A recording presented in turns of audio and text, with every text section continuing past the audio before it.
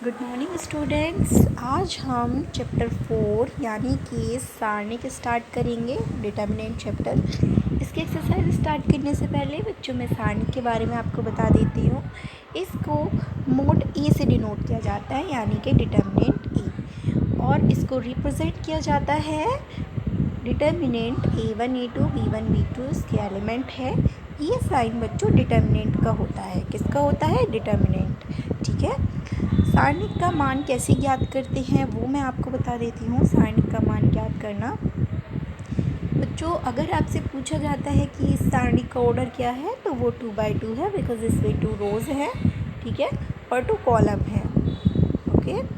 अब आपको इसका मान ज्ञात करना है तो सबसे पहले आपको पता होना चाहिए कि जो वर्ग अवयव होता है उसके डायगोनल 2 होते हैं, है ना। 2 डायगोनल होते हैं।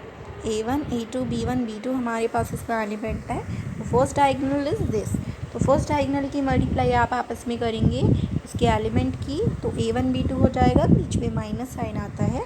तो A2 की मल्टीप्लाई आप B1 में करेंगे, इट मीन्स A2 B1। इस टाइप से आप सारणिक का मान ज्ञात कर सकते हैं 2x2 ऑर्डर का। अगर इसका ऑर्डर 3x3 है तो उसका क्वेश्चन मैं आपको अभी थोड़ी देर में करा रही हूँ। फर्स्ट ऑफ ऑल आप इसके रूल पढ़ लीजिए थोड़ा।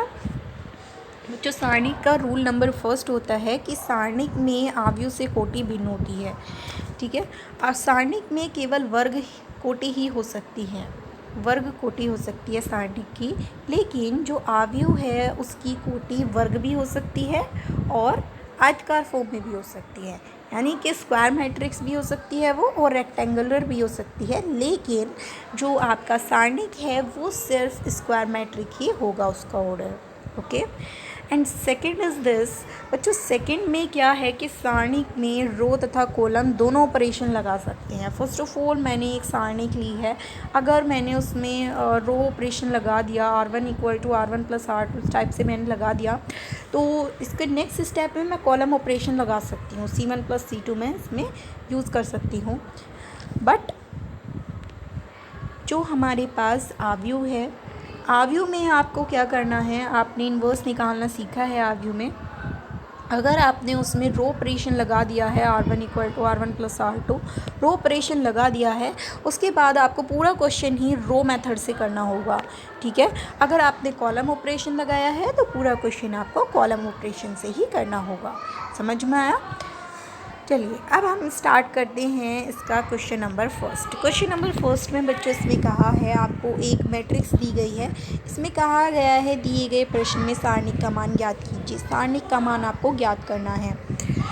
तो ये जो आपको मैट्रिक्स गिवन है ये एक 2x2 कोटि का है, यानी कि ये एक वर्ग अवयव है।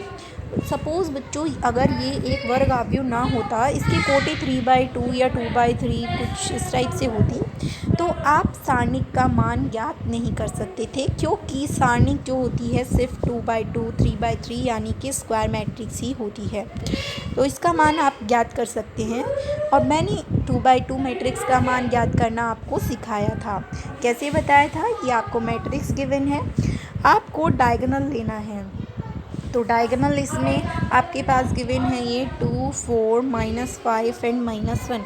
स्टूडेंट्स इसका डायगोनल क्या होगा? First diagonal is this. तो 2 की मल्टीप्लाई आप -1 में करेंगे, और उसकी आफ्टर 5 की मल्टीप्लाई आप -5 की मल्टीप्लाई 4 में करेंगे, तो -20 आ जाएगा, ठीक है। तो बच्चों ये हमारे पास क्या हो जाएगा? ये हमारे पास हो जाएगा -2 एंड -20। अब बच्चों माइनस माइनस प्लस होते हैं, इट मीन्स -2 + 20 हो जाएगा। आप 20 से माइनस करेंगे 2 को, बिकॉज प्लस माइनस माइनस होते हैं, तो हमारे पास आंसर आ जाएगा 18। ओके। चलिए अब हम इसका क्वेश्चन नंबर 2 स्टार्ट करते हैं, जिसमें हमसे कहा है A = norm mode of cos θ - sin θ cos θ। इसका हमें डिटर्मिनेंट फाइंड करना है। जो डिटर्मिनेंट फाइंड करने का मैंने आपको मेथड बताया था, आपको डायगोनल की मल्टीप्लाई करनी है। cos θ की cos θ में करेंगे cos² θ हो जाएगा, sin θ की sin θ में करेंगे -sin² θ हो जाएगा। और माइनस माइनस प्लस होते हैं, है ना, माइनस माइनस प्लस होते हैं, तो यहाँ पर आपका प्लस आ जाएगा cos square theta plus sine square theta, जो कि किसके इक्वल होता है बच्चों, 1 के इक्वल होता है। इट मीन्स आपके पास डिटर्मिनेंट ए की वैल्यू क्या आ जाएगी, 1 आ जाएगी। ओके, चलिए अब हम इसका क्वेश्चन नंबर 3 देख लेते हैं, जिसमें हमसे कहा है कि यदि ए एक मैट्रिक्स गिवन है आपको, तो दिखाइए कि determinant of 3a equals to 27 of determinant A. अब बच्चों मैं आपको बता देती हूँ कि मैंने आपसे कहा था कि डिटर्मिनेंट का 3/3 ऑर्डर का क्वेश्चन कैसे फाइंड करते हैं, वो आज हम आपको बताएंगे। तो चलिए स्टार्ट करते हैं। इसमें 3 रो हैं और 3 कॉलम हैं। इट मीन्स इसका ऑर्डर 3/3 हुआ। ठीक है, अब हमें इसमें शो करना है कि डिटर्मिनेंट ऑफ 3a इक्वल होता है 27 डिटर्मिनेंट a के। तो बच्चों सबसे पहले हम लेफ़्ट हैंड साइड लेंगे और लेफ़्ट हैंड साइड में हमें फाइंड करना है डिटर्मिनेंट 3a का। ठीक है, उसके लिए हमें क्या फाइंड करना होगा, 3a फाइंड करना होगा। तो बच्चों 3a कैसे फाइंड करेंगे वो मैं आपको बता देती हूँ। 3 की मल्टीप्लाई आप पूरे मैट्रिक्स में करेंगे। तो 3 की मल्टीप्लाई मैट्रिक्स में करने के लिए 3 की 1 में भी होगी, 3 की 0 में भी होगी, 3 की 1 में भी होगी, सारे एलिमेंट्स में मल्टीप्लाई होगी। तो ये आपकी मैट्रिक्स बन जाएगी 3a। अब आपको इसका डिटर्मिनेंट फाइंड करना है, डिटर्मिनेंट ऑफ 3a। अब मैं आपको बता देती हूँ 3/3 का डिटर्मिनेंट कैसे फाइंड करते हैं। बच्चों अगर आप R1 के अकॉर्डिंग खोलते हैं, ये R1, R2, R3, R1 के अकॉर्डिंग खोलेंगे तो रो 1 लेंगे, R2 के अकॉर्डिंग खोलेंगे तो रो 2 लेंगे, R3 के अकॉर्डिंग तो रो 3। ठीक है, इसी टाइप से अगर आप C1 के अकॉर्डिंग खोल रहे हैं तो फर्स्ट वाली लेनी है, C2 के अकॉर्डिंग सेकंड वाली और C3 के अकॉर्डिंग थर्ड वाली। तो बच्चों जिसमें भी आपको इजी लगे आप उसके अकॉर्डिंग ही प्रसार कर सकते हैं, बिकॉज़ सबसे वैल्यू सेम ही आती है। तो मैं आपको C1 के अकॉर्डिंग बताऊंगी, बिकॉज़ इसमें 2 एलिमेंट 0 हैं। तो 2 एलिमेंट जब 0 बन जाते हैं बच्चों तो उसकी वैल्यू क्या आती है, 0 ही आती है। तो इसीलिए अब हम स्टार्ट करते हैं बच्चों। फर्स्ट एलिमेंट C1 के अलोंग हम इसको खोल रहे हैं।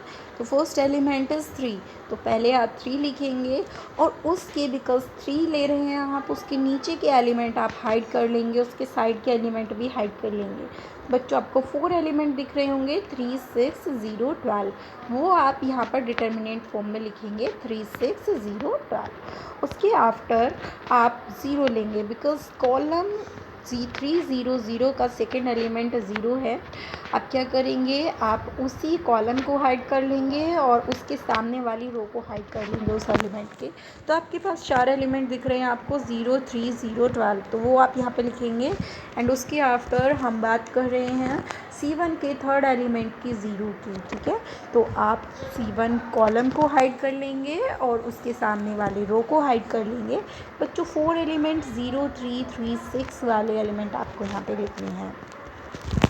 बच्चों मैंने आपको बताया था, मैंने यहाँ पे C1 ही क्यों ली है उसका रीज़न बताया था, बिकॉज़ ये 2 एलिमेंट है 0, 0, तो इसके साइड की सारी टर्म 0 हो जाएंगी, इसको हमें सॉल्व करने की नीड नहीं पड़ेगी। तो इसलिए यहाँ पर ये सारी दोनों टर्म 0 हो जाएंगी। अब हमें से फर्स्ट टर्म को सॉल्व करना है जो कि 2/2 फॉर्म में है, और 2/2 फॉर्म में मैंने आपको बताया था कैसे सॉल्व करते हैं। डायगोनल फॉर्म में 3 की मल्टीप्लाई 12 में कर देंगे तो 36 हो जाएगा, 6 की मल्टीप्लाई 0 में कर देंगे तो 0 हो जाएगा, और ये दोनों हमारे पास 0 अपने आप ही बन चुके हैं। अब बच्चों 36 की मल्टीप्लाई 3 से करेंगे तो 108 आ जाएगा। इट मीन्स डिटर्मिनेंट 3a की वैल्यू आपके पास 108 हो गई है। राइट हैंड साइड लेंगे आप जो कि है 27 ऑफ मॉड a, यानी कि डिटर्मिनेंट a की मल्टीप्लाई में है 27, तो सबसे पहले आपको डिटर्मिनेंट a की वैल्यू फाइंड करनी है। और अभी मैंने आपको 3/3 डिटर्मिनेंट की फाइंड करनी बताई है, कैसे फाइंड करेंगे वो मैं आपको एक बार फिर से बता देती हूँ। सबसे पहले आप यहाँ पर a की वैल्यू पुट कर ली है।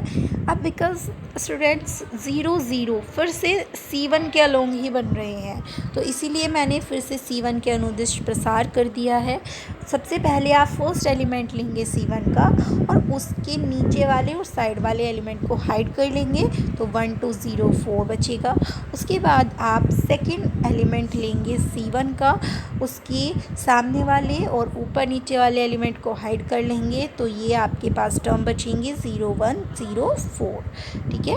उसके बाद हम थर्ड एलिमेंट लेंगे C1 का जो कि 0 है, उसके सामने वाले और ऊपर वाली एलिमेंट्स को हाइड कर लेंगे, हमारे पास 0 1 1 2 एलिमेंट बचेंगे 4, ठीक है। अब बच्चों ये तो 0 बन ही गया है, तो इसको हम 0 0 ही लिखेंगे।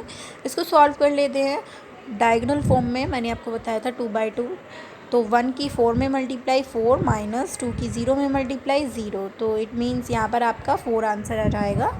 Non I mean to say that determinant A की वैल्यू आ जाएगी आपके पास, ठीक है। अब बच्चों हमें 27 डिटर्मिनेंट ए फाइंड करना था, तो डिटर्मिनेंट ए की वैल्यू हमारे पास 4 आ गई है, तो इसलिए आप 27 की मल्टीप्लाई 4 में करेंगे तो 108 आ जाएगा। तो लेफ्ट हैंड साइड भी हमारे पास 108 आई थी, राइट हैंड साइड भी 108 आई है, तो दोनों साइड इक्वल हो गई हैं। इट मीन्स डिटर्मिनेंट 3a किसके इक्वल होता है? 27 ऑफ डिटर्मिनेंट ए के इक्वल होता है, ओके। नेक्स्ट क्वेश्चन हम देख लेते हैं, क्वेश्चन नंबर 4, जिसमें कहा है यदि आपको ये एक मैट्रिक्स गिवन है तो आपको डिटर्मिनेंट ए ज्ञात करना है। तो बच्चों मैंने आपको समझाया था कि आप इसको किसी भी मेथड से कर सकते हैं, या तो आप इसको रो 1 रो 2 रो 3 के अलोंग खोल दीजिए या C1 C2 C3 के अलोंग खोल दीजिए, ठीक है, आपकी मर्ज़ी है, वो आप किसी से भी खोल सकते हैं। तो मैंने यहाँ पर प्रथम पंक्ति के अनुदिश प्रसार किया है, ठीक है, यानी कि फर्स्ट रो के अलोंग मैंने इसको खोला है। तो बच्चों फर्स्ट रो हमारे पास ये रही ऊपर वाली है, तो फर्स्ट एलिमेंट इसका 1 है, तो इसके नीचे और साइड वाले एलिमेंट को आप हाइड कर लेंगे। तो बच्चों आपको क्या दिख रहा है इसमें? 1 -3 4 9, 1 -3 4 9 -9, यह एलिमेंट आपके पास बचे।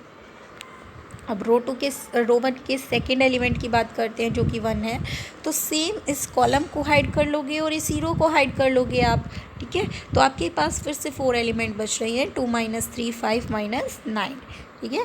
अब आप क्या करेंगे? रो 1 के नेक्स्ट एलिमेंट को लेंगे जो कि थर्ड एलिमेंट है -2, ठीक है। अब -2 है, तो बच्चों आप क्या करेंगे? इसमें डिटर्मिनेंट साइन लगाएंगे और इसको हाइड कर लेंगे, तो 2 1 5 4 एलिमेंट आपके पास बच गए हैं। बच्चों 3/3 डिटर्मिनेंट में साइन की वैल्यू को मैं आपको समझा देती हूँ। अगर आपके पास इसमें 9 एलिमेंट्स होते हैं, ठीक है, तो first element positive, second negative sign, third positive, फिर negative positive negative positive negative positive, इस टाइप से आपके पास साइन होते हैं, ठीक है। बिकॉज हम किसके अलोंग खोल रहे हैं बच्चों? रो 1 के अलोंग खोल रहे हैं, तो first is positive, it is positive, and second is negative, इसलिए हमने माइनस साइन लिया है, and third is also positive, तो इसलिए हमने यहाँ पर प्लस साइन लिया है, ठीक है। समझ में आया आपको? पॉजिटिव नेगेटिव पॉजिटिव, ठीक है। चलिए अब क्या करेंगे? आप इसको खोलेंगे, मैंने 2/2 का आपको बताया है, 1 की मल्टीप्लाई -9 में करेंगे, -3 की मल्टीप्लाई -4 में करेंगे, सेम हियर, ठीक है। अब आप इसको सॉल्व करेंगे तो आपके पास आंसर 0 आ जाएगा, ओके। चलिए इसका नेक्स्ट क्वेश्चन स्टार्ट करते हैं, क्वेश्चन नंबर 5, जिसमें कहा है x के मान ज्ञात कीजिए। आपको x के मान ज्ञात करने हैं और आपको 2 डिटर्मिनेंट गिवन है, डिटर्मिनेंट 2 4 5 1 एंड 2x 4 6x, ये आपको गिवन है। बच्चों इसी के प्लेस पर अगर ये मैट्रिक्स होता, मैट्रिक्स गिवन होता, तो आप क्या करते? फर्स्ट एलिमेंट की कंपेयर फर्स्ट से, सेकेंड एलिमेंट की कंपेयर सेकेंड से, थर्ड एलिमेंट की थर्ड से, एंड फोर्थ एलिमेंट की फोर्थ से, इस टाइप से आप इस क्वेश्चन को सॉल्व करते। लेकिन ये सारणी गिवन है आपको, तो इसमें हमें विस्तार करना पड़ेगा, 2/2 के लिए विस्तार करना पड़ता है। तो 2 की मल्टीप्लाई आप 1 में करेंगे, 2 4 की मल्टीप्लाई 5 में करेंगे तो 20, और बीच में मैंने आपको बताया था माइनस आता है ना। तो इसी टाइप से आप इस पे करेंगे, 2x की मल्टीप्लाई x में करेंगे और 4 की मल्टीप्लाई 6 में करेंगे, तो इट विल बी 24, बच्चों 2 से 20 माइनस करेंगे आप, -18 हो जाएगा। 2x की x में मल्टीप्लाई करने पे x स्क्वायर आता है ना। और -24, अब ये -24 इधर माइनस में है, नेक्स्ट साइड जाएगा प्लस में हो जाएगा, तो 18 + 24 is equal to 2x square. Okay, तो ये आपके पास 2x स्क्वायर हो जाएगा।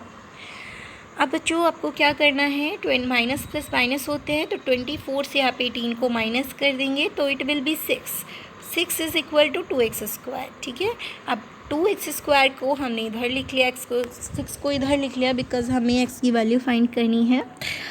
2 को आप अपॉन में लेके जाएंगे तो 6/2, 2 से 6 कैंसिल हो जाएगा तो 3 आ जाएगा। अब बच्चों क्योंकि 3 आ गया है तो x स्क्वायर किसके इक्वल हो गया, 3 के। जब स्क्वायर टर्म उधर किस पे जाती है, नेक्स्ट साइड बच्चों रूट पे जाती है, तो x किसके इक्वल हो जाएगा, √3 के। और बच्चों √3 जो होता है या रूट की कोई भी वैल्यू होती है वो प्लस माइनस फॉर्म में होती है, यानी कि x की वैल्यू आपके पास प्लस माइनस √3 आ जाएगी। ओके स्टूडेंट्स, आई होप आपको अच्छे से समझ में आ गया होगा।